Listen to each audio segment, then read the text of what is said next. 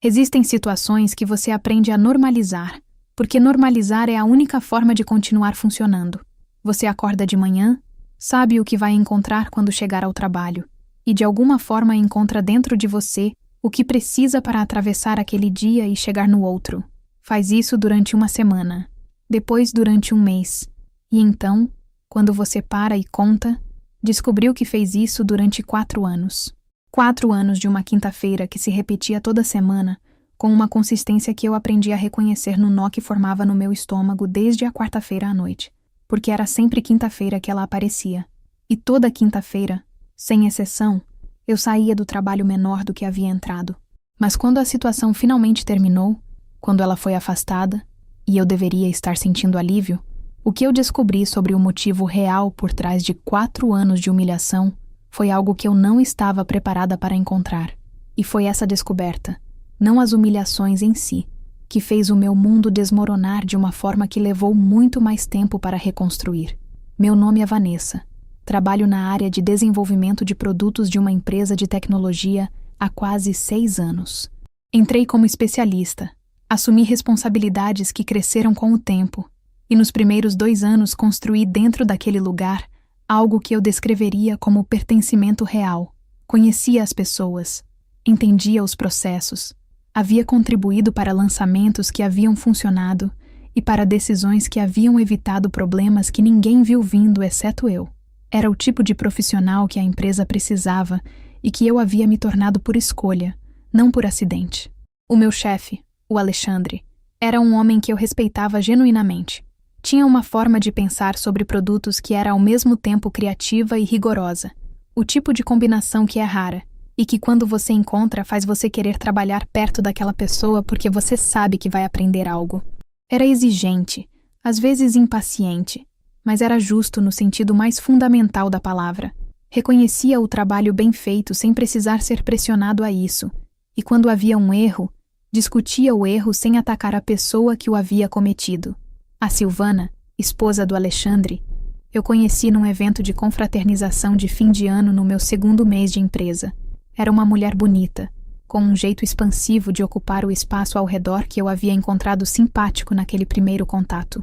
Ela havia trabalhado na área de marketing de outra empresa do setor.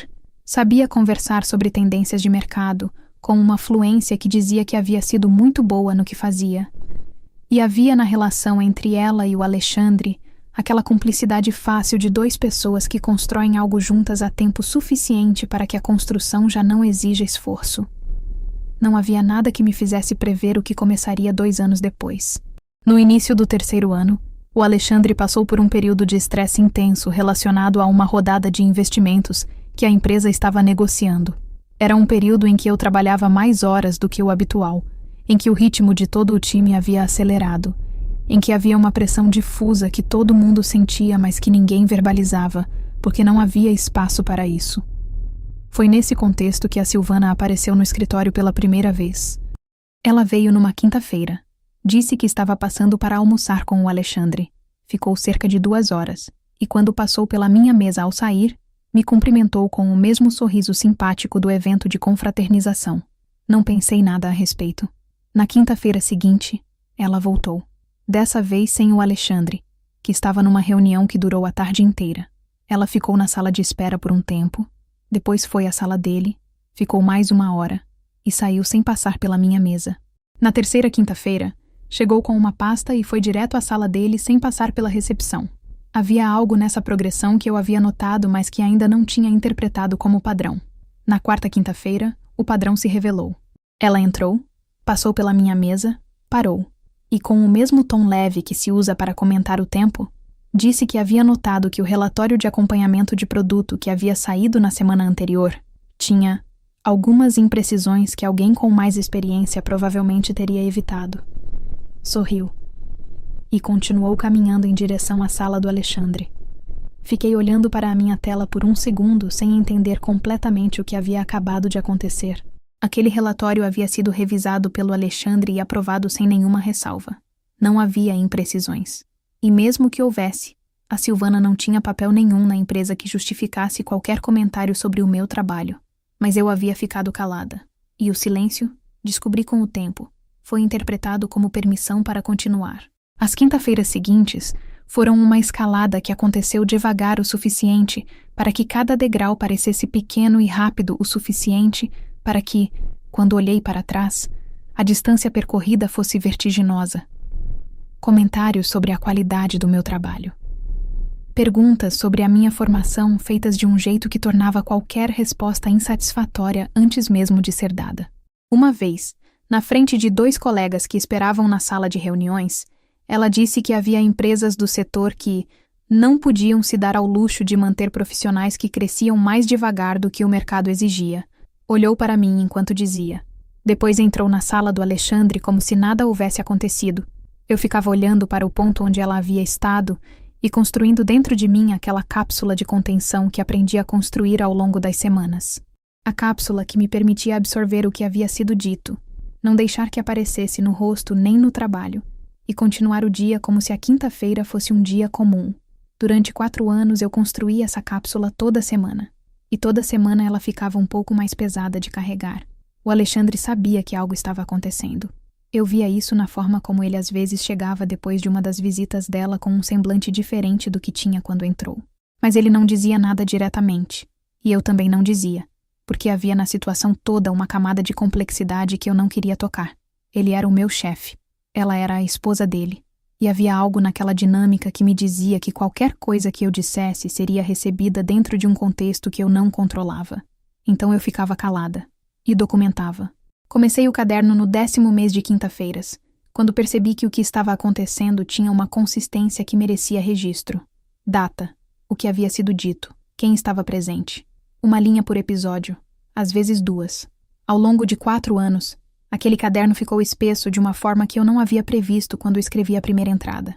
Se você já passou 4 anos de uma situação que deveria ter durado 4 semanas porque não encontrou a saída certa no momento certo, me conta aqui embaixo. Porque o que veio depois, quando a Silvana foi finalmente afastada, não foi o alívio que eu havia imaginado que sentiria. Foi algo completamente diferente. E nos próximos blocos eu vou te contar o que foi, e por que a descoberta que fiz mudou tudo o que eu achava que sabia sobre aqueles 4 anos. Inscreve-se agora, porque essa história só piora antes de melhorar. E o pior é também o mais importante. A Silvana foi afastada numa segunda-feira de março. Não foi uma demissão formal, porque ela não tinha vínculo empregatício com a empresa. Foi uma decisão tomada pela diretoria, depois de uma série de eventos que eu havia acompanhado de perto, mas da qual não havia sido parte ativa, pelo menos não da forma que eu entenderia depois.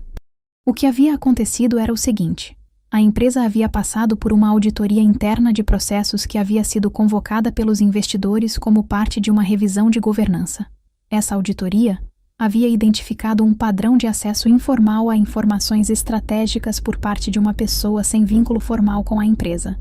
Havia logs de acesso a sistemas, registros de presença em reuniões de caráter confidencial e uma trilha de e-mails que mostravam uma circulação de informações que não deveria ter ocorrido fora do perímetro de funcionários autorizados. A diretoria havia apresentado as conclusões ao Alexandre numa reunião que durou horas, e da qual ele saiu com o semblante de alguém que acabou de receber informações que reorganizaram completamente algo que ele pensava que entendia. O afastamento da Silvana foi comunicado à empresa de forma discreta, sem detalhes, com a linguagem cuidadosa que se usa quando há complexidade demais para ser resumida numa nota. Eu soube pela Cris, colega da área de operações que tinha o talento específico de saber das coisas antes que chegassem aos canais formais.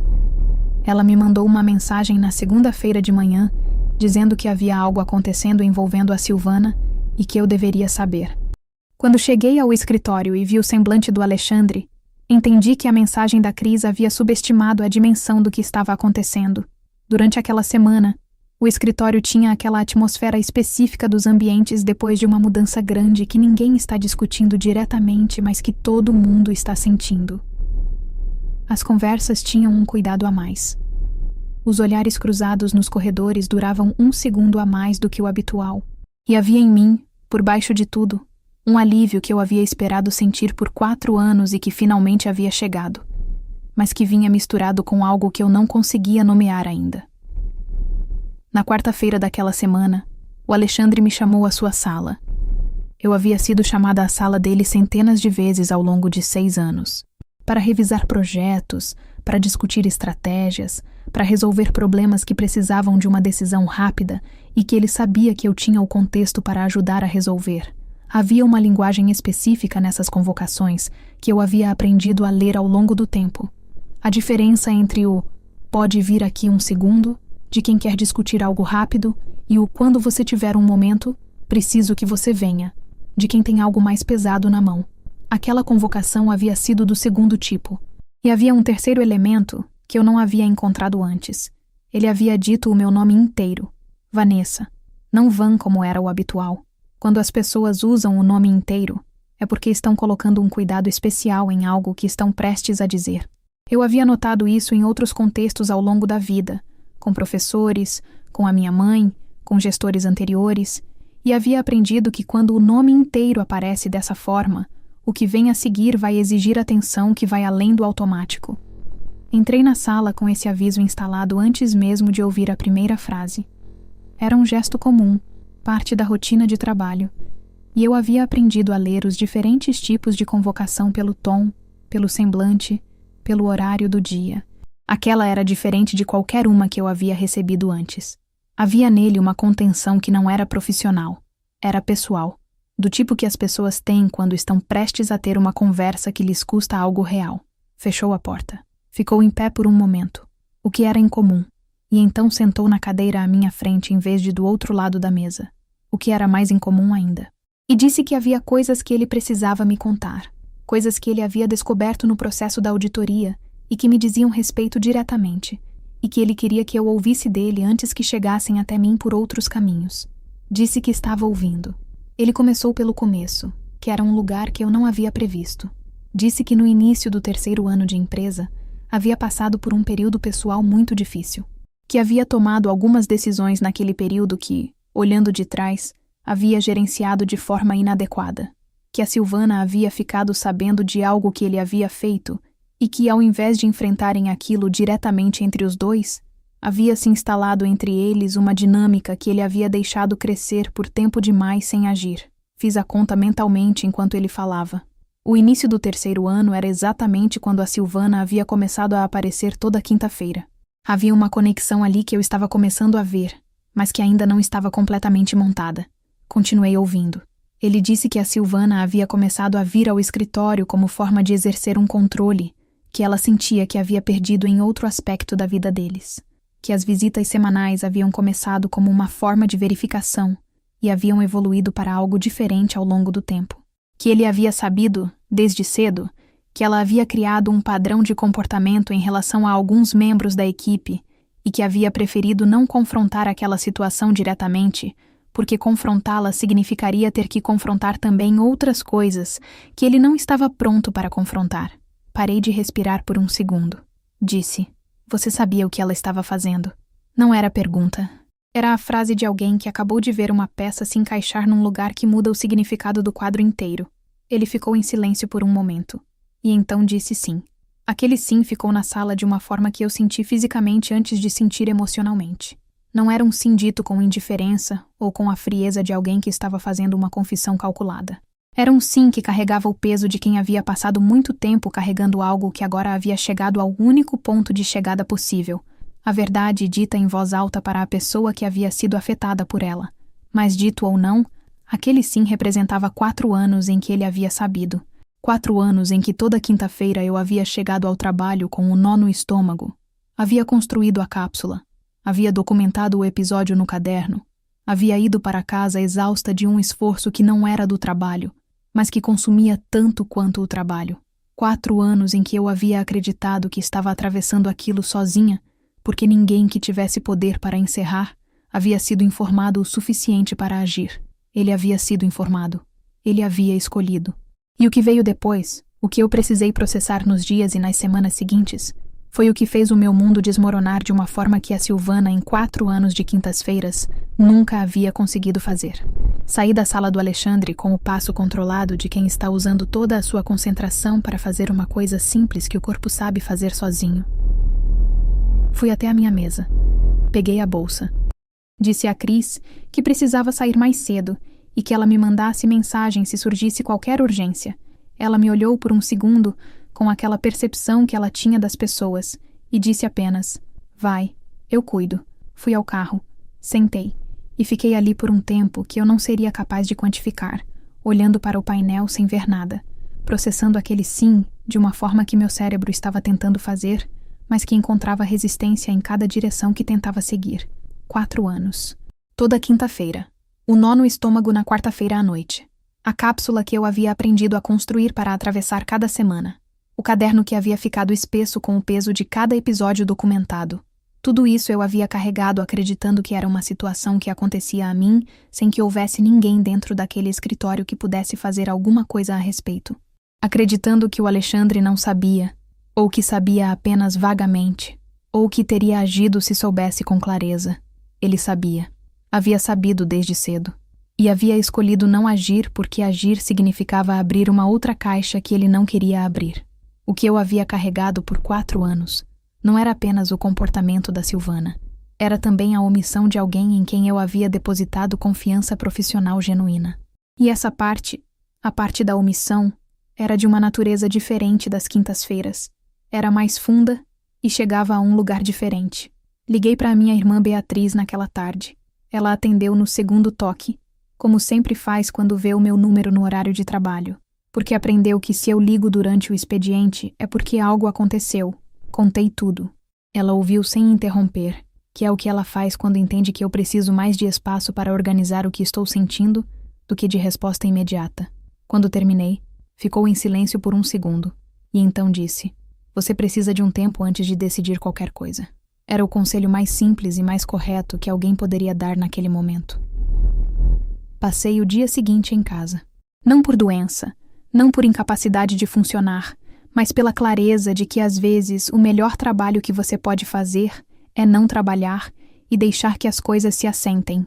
Era uma clareza que eu não havia tido nos momentos mais intensos das quintas-feiras, quando o instinto era reagir ou absorver e seguir em frente.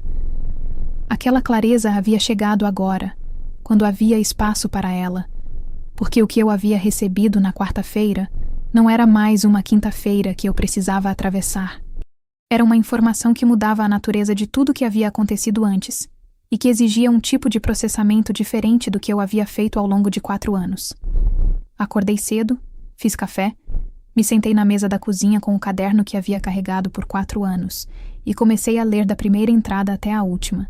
Era uma leitura estranha, não pela intensidade de cada episódio individual, embora houvesse ali coisas que eu havia subestimado no momento e que no papel pareciam mais pesadas do que havia parecido quando aconteceram.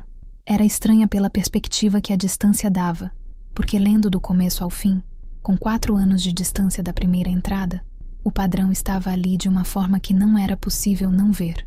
Levei cerca de 2 horas para ler tudo. Parei algumas vezes, não de emoção, mas de reconhecimento. O tipo de reconhecimento que você tem quando algo que estava difuso de repente fica nítido. Havia entradas em que eu havia escrito coisas como: não entendo o motivo de hoje ter sido pior, ou parece que algo mudou, mas não consigo identificar o que. Lendo agora, com o que o Alexandre havia me contado na quarta-feira, eu conseguia identificar. Cada escalada havia coincidido com algo. E dentro do padrão havia algo que eu havia notado, mas nunca havia formulado com clareza. Havia momentos em que o comportamento da Silvana havia escalado logo depois de eventos específicos na minha trajetória profissional. Promoções informais, projetos importantes que eu havia assumido, reconhecimentos do Alexandre em reuniões de equipe, como se houvesse uma correlação entre o meu crescimento dentro da empresa e a intensidade das quintas-feiras. Isso me levou a uma pergunta que eu não havia feito a mim mesma antes. O que exatamente a Silvana havia comunicado ao Alexandre ao longo desses 4 anos sobre mim? E o que ele havia feito com essas informações? Liguei para a doutora Fernanda naquela tarde. Ela era advogada trabalhista, indicação antiga, com quem eu havia tido uma conversa inicial há cerca de 1 ano, quando as quintas-feiras haviam chegado a um nível que me fez sentir que precisava de orientação, mesmo que ainda não soubesse o que fazer com ela. Ela havia me orientado a documentar o que eu havia feito. Quando liguei e contei o que o Alexandre havia dito, ela ficou em silêncio por um momento, E então disse algo que mudou a forma como eu estava enquadrando tudo. Disse: o que ele admitiu configura a omissão dolosa do empregador em relação a uma conduta de terceiro que causou dano documentado a uma funcionária. Isso não é só uma questão moral. É uma questão jurídica. Marquei uma reunião para a semana seguinte. E naquele intervalo, nos dias que se seguiram, comecei a montar as perguntas que precisavam ser respondidas antes que eu pudesse decidir o que fazer. Não as perguntas emocionais, que existiam e que tinham o seu próprio processo. As perguntas factuais. Sobre o que havia sido dito. Sobre o que havia sido omitido. Sobre 4 anos de uma situação que havia sido permitida por alguém que tinha poder e autoridade para encerrá-la muito antes. E quanto mais eu montava essas perguntas, mais eu percebia que havia algo que eu precisava entender antes de qualquer outra coisa. O que a Silvana havia descoberto sobre o Alexandre no início do 3º ano. A coisa que havia desencadeado tudo. E como isso havia se conectado com o que ela havia feito dentro do escritório por 4 anos. Havia algo naquela questão que ia além da curiosidade sobre o passado. Se o comportamento da Silvana havia sido motivado por uma lógica específica, se havia uma origem rastreável para o que ela havia feito, então havia também uma resposta para algo que eu havia evitado me perguntar diretamente por 4 anos. Havia algo que eu havia feito, algum comportamento, alguma postura, alguma coisa que eu havia dado como certa sem perceber, que havia contribuído para o que acontecia toda quinta-feira? A resposta para essa pergunta, quando chegou, havia de me libertar de uma culpa que eu não sabia que estava carregando. Mas o caminho até ela passava por algo que eu não estava preparada para encontrar. A resposta veio de onde eu não esperava, e foi muito mais complexa do que eu havia imaginado que poderia ser. A doutora Fernanda me recebeu numa quinta-feira da semana seguinte, o que teve uma ironia que nenhuma das duas mencionou, mas que eu senti ao sentar na cadeira da frente do escritório dela. Havia passado 4 anos de quintas-feiras me preparando para absorver algo difícil, construindo aquela cápsula de contenção semana a semana, chegando no trabalho com um nó no estômago e saindo dele exausta de um esforço que não estava em nenhuma descrição de cargo. Aquela quinta-feira eu havia passado me preparando de um jeito diferente, não para absorver, mas para entender completamente o que havia acontecido e para decidir, com clareza e sem pressa, o que fazer com esse entendimento. Havia uma diferença enorme entre as duas formas de se preparar, e perceber essa diferença foi, em si mesmo, um sinal de que algo havia mudado em mim, que ia além da situação específica. Apresentei o caderno. Ela folheou com a atenção específica de quem está avaliando documentação, não lendo narrativa. Fez perguntas pontuais sobre datas, sobre testemunhas, sobre a natureza de cada episódio. Havia uma precisão no jeito como ela trabalhava que me lembrava do jeito como eu havia aprendido a documentar ao longo dos 4 anos, aquela objetividade de quem sabe que o que importa num registro não é o que você sentiu, mas o que aconteceu, onde, quando e na frente de quem. Depois revisou os e-mails que eu havia guardado ao longo dos anos, que eu havia digitalizado e organizado numa pasta que tinha mais de 200 arquivos. Levou tempo.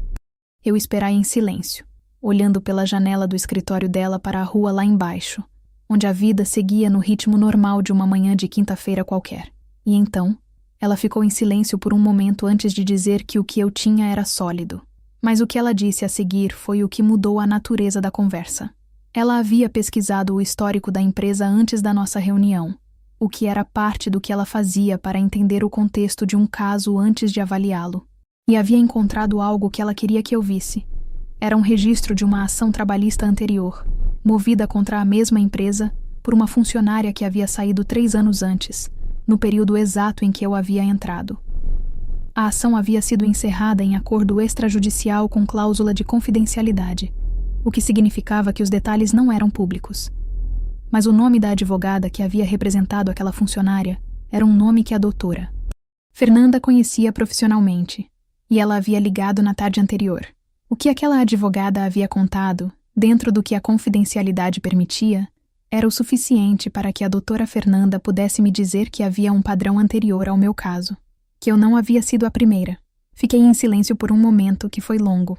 Depois perguntei, e a razão? A mesma coisa que a Silvana descobriu sobre o Alexandre no início do 3º ano do meu caso, Havia uma conexão com o que havia acontecido com a funcionária anterior? A doutora Fernanda disse que não podia confirmar detalhes específicos, mas disse que o padrão que havia descrito, de um comportamento destrutivo instalado depois de uma descoberta pessoal dentro do casamento, havia precedentes que ela havia visto ao longo da carreira. E que quando havia precedentes, havia também uma probabilidade muito maior de que o comportamento não fosse circunstancial, mas estrutural. Estrutural. A palavra ficou na minha cabeça por dias. Havia uma funcionária antes de mim que havia passado por algo parecido o suficiente para ter movido uma ação judicial. Havia eu, com 4 anos de caderno documentado. E havia o Alexandre, que havia sabido e havia escolhido não agir, não uma vez, mas 2 vezes, em 2 casos separados, com 2 funcionárias diferentes.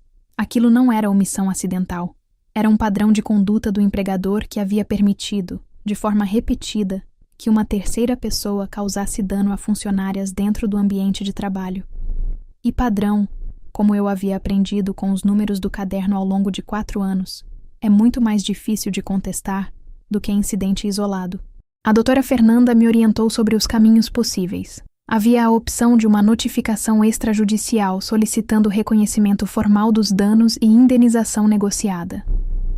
Havia a opção de uma ação trabalhista se a negociação não produzisse resultado. E havia uma terceira coisa que ela mencionou com cuidado, dizendo que era minha decisão se queria ou não incluir a possibilidade de comunicar formalmente à diretoria da empresa, que havia conduzido a auditoria, que havia uma segunda funcionária com documentação de dano causado durante o mesmo período que havia sido investigado. Perguntei quanto tempo eu tinha para decidir. Ela disse que tecnicamente havia prazos legais, mas que o mais importante era que eu tomasse a decisão quando me sentisse pronta para sustentar o que viesse depois dela, que processos desse tipo tinham um custo emocional que era tão real quanto o custo jurídico, e que era importante que eu entrasse nele com clareza sobre o que eu queria como resultado, não apenas o que eu queria como resposta ao que havia sido feito. Disse que havia pessoas que entravam num processo querendo punição, e que saíam dele insatisfeitas mesmo quando ganhavam porque punição não era o que elas precisavam de verdade. E havia pessoas que entravam querendo reconhecimento, que o que havia acontecido havia sido errado e havia causado dano real, e que saíam com isso de forma que lhes permitia seguir em frente. Que eu precisava saber em qual das 2 categorias eu estava antes de decidir qualquer coisa. Saí do escritório dela com mais perguntas do que havia entrado, o que a doutora Fernanda havia me dito que era normal e que era bom. Perguntas eram o sinal de que eu estava pensando, não apenas reagindo. E o que eu precisava naquele momento era pensar muito mais do que reagir. Andei a pé de volta ao metrô, que eram uns 15 minutos a pé, e fiz esse percurso de uma forma que eu raramente faço qualquer percurso, sem olhar o telefone, sem ouvir nada, sem preencher o silêncio com nada que não fosse o movimento e o barulho da rua. E naquele percurso, naqueles 15 minutos de presença involuntária, algo foi se assentando dentro de mim que eu não havia conseguido assentar nos dias anteriores, sentada em casa tentando processar. Era a percepção de que havia 2 histórias acontecendo ao mesmo tempo desde o início. A história que eu havia vivido, que era a das quintas-feiras e do caderno e do nó no estômago. E a história que havia acontecido por baixo da que eu vivia, que era a do Alexandre sabendo e não agindo e deixando que o custo recaísse sobre mim. As 2 histórias eram reais. As 2 haviam causado dano. E eu precisava decidir o que fazer com cada uma delas, não como um único bloco, mas separadamente, porque os encaminhamentos para cada uma eram diferentes. Voltei para casa. Liguei para a Beatriz. Fiquei em silêncio por um tempo na linha antes de dizer qualquer coisa. E ela ficou em silêncio junto, que é a coisa que ela faz que eu mais agradeço. E então disse que havia uma decisão que eu precisava tomar, e que antes de tomá-la, precisava de mais uma conversa. Com o Alexandre. Não com o advogado, não com a diretoria, com ele, direta, sem intermediários, porque havia algo que eu precisava ouvir da boca dele antes de decidir o que fazer, e era uma coisa que nenhum documento e nenhuma advogada poderia me dar. Pedi ao Alexandre uma conversa, não dentro do escritório, não num contexto de trabalho, num café, fora do horário, num espaço que não tivesse a estrutura hierárquica do ambiente profissional ao redor. Ele concordou sem questionar, o que me disse que ele havia esperado por essa conversa, e que havia decidido não evitá-la. Chegamos ao mesmo tempo, o que foi um acidente que teve um peso que nenhum dos dois comentou. Pedimos café. Ficamos em silêncio por um momento antes de eu começar, porque havia aprendido ao longo de 6 anos que o Alexandre processava melhor quando havia espaço antes das palavras. Perguntei o que eu precisava perguntar. O que havia sido? O que a Silvana havia descoberto? Não pelos detalhes pessoais em si, que não eram da minha conta, mas pelo contexto, porque eu precisava entender se os 4 anos haviam sido o que eu estava começando a suspeitar que eram, a tentativa da Silvana de eliminar do ambiente do marido qualquer pessoa que ela associasse, de alguma forma, com o período que havia desencadeado a crise do casamento, ou se havia algo mais específico direcionado a mim. Ele contou, com a honestidade de alguém que chegou ao ponto em que mentir não é mais uma opção disponível, não porque foi forçado, mas porque chegou ao limite do que consegue carregar sozinho. Havia tido um relacionamento breve com uma colega de trabalho no período que antecedeu o início das visitas da Silvana. A colega havia saído da empresa antes de eu entrar, e a Silvana havia descoberto, não pelo que havia acontecido de fato, mas por uma interpretação de algo que havia visto, uma interpretação que havia se fixado de uma forma que nenhuma explicação posterior havia conseguido desfazer. A funcionária que havia saído antes de mim, a que havia movido a ação judicial, havia sido alvo da Silvana pelo mesmo motivo, a suspeita que a Silvana havia construído sobre ela. Eu havia chegado depois, numa posição próxima ao Alexandre, num momento em que a Silvana ainda estava operando dentro daquela dinâmica, e havia me tornado o alvo seguinte de uma lógica que nada tinha a ver com quem eu era ou com o que eu havia feito. 4 anos de quintas-feiras por uma razão que eu nunca havia imaginado, por uma suspeita que nunca havia sido sobre mim, por um padrão que havia começado antes de mim e que havia sido permitido por alguém que sabia e que havia escolhido o caminho mais fácil, que era não confrontar nenhum dos lados ao custo de deixar que o dano continuasse. Fiquei em silêncio depois que ele terminou. Havia muitas coisas que eu poderia dizer naquele momento, e a maioria delas eram verdadeiras e legítimas. Mas havia uma que era mais importante do que as outras, não para ele, para mim, porque era a que eu precisava que existisse em voz alta naquele espaço antes de seguir em frente com qualquer decisão. Disse, você sabia que eu não havia feito nada, e ficou em silêncio de qualquer forma. Ele disse que sim, com o mesmo sim de antes. Mas dessa vez o sim tinha uma qualidade diferente. Não era o sim de quem está admitindo algo pela primeira vez. Era o sim de quem carregou aquilo por muito tempo, e que agora, ao dizê-lo pela segunda vez, entende completamente o custo que aquilo teve na outra pessoa. Não disse mais nada sobre isso. Havia mais que eu poderia desdobrar, mais que eu poderia exigir que ele reconhecesse naquele momento. Mas havia também uma clareza de que o que eu precisava daquela conversa eu havia recebido. O resto eu trataria com a doutora Fernanda, dentro dos canais que faziam sentido para tratar. Paguei o café. Me levantei e disse, antes de sair, que eu havia tomado uma decisão. A notificação extrajudicial foi enviada 2 semanas depois. A empresa respondeu dentro do prazo, com uma proposta que a doutora Fernanda avaliou como um ponto de partida razoável para a negociação. O processo levou 3 meses, com vai e vem de valores e termos, e terminou num acordo que incluía a indenização por danos morais, uma carta formal de reconhecimento de que meu histórico profissional na empresa havia sido exemplar e um compromisso de que nenhuma informação negativa sobre minha passagem pela empresa seria comunicada a futuros empregadores.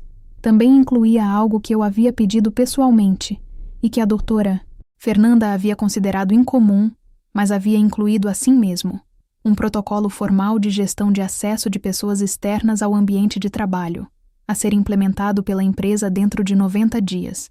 Era pequeno, era específico, e provavelmente havia mais valor simbólico do que prático.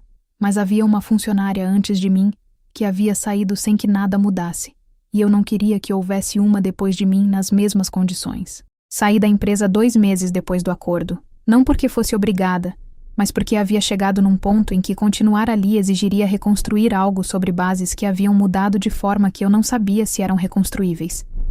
Recebi uma proposta de outra empresa do setor que havia me acompanhado de longe por tempo suficiente para conhecer o meu trabalho independentemente de qualquer narrativa interna. Aceitei. O que ficou de 4 anos de quintas-feiras não é o que eu esperava que ficasse.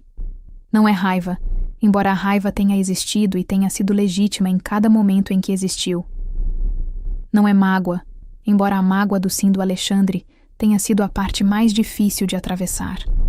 Mais difícil do que qualquer coisa que a Silvana havia feito, porque vinha de um lugar diferente.